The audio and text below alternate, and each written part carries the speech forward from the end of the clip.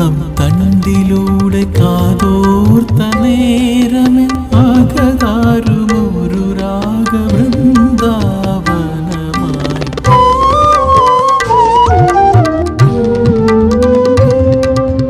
ഒരു മൂളം തണ്ടിലൂടെ കാതോർത്ത നേരമേ ആകതാരുമൊരു രാഗവൃന്ദാവനമായി.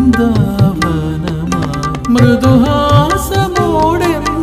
മുരളികയൂതുന്ന യദുനന്ദനുള്ളിൽ നിറഞ്ഞു നിന്നു എൻ്റെ മധുസൂദന.